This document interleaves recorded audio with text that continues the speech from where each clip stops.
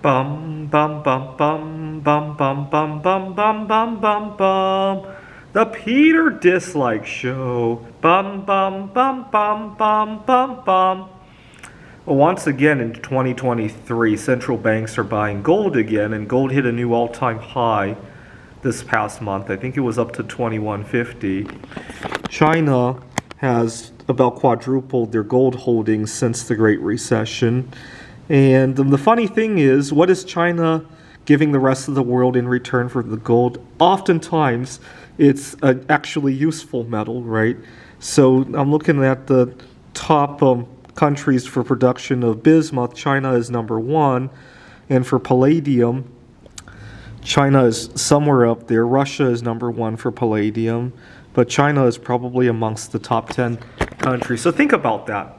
They're giving us their catalytic converters, their solar panels, their RTGs, in exchange for a dead metal that they have to pay to store in their closet. That's how ridiculous it is, right? That's how big a bargain it is to buy some of these strategic metals today, right? That's how I like to look at it. Think of it this way. Gold has value in the sense that resources are scarce, right?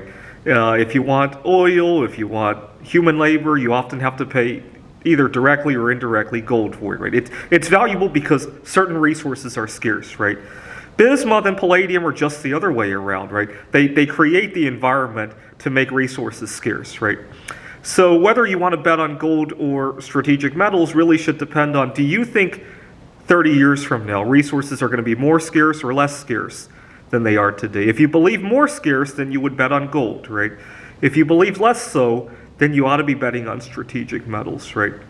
The other analogy I sometimes like to give is that you look up at the sky through a telescope and you see two different planets that you could potentially travel to.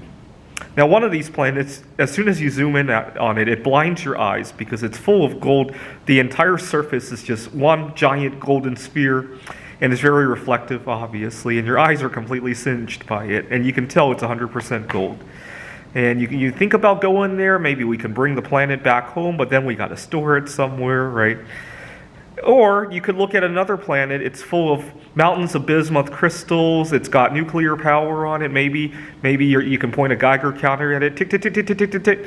Right? It's got rivers of mercury flowing on it. You could use that for your fluorescent lighting. It's got maybe some palladium, platinum, things you could use for your catalytic converters.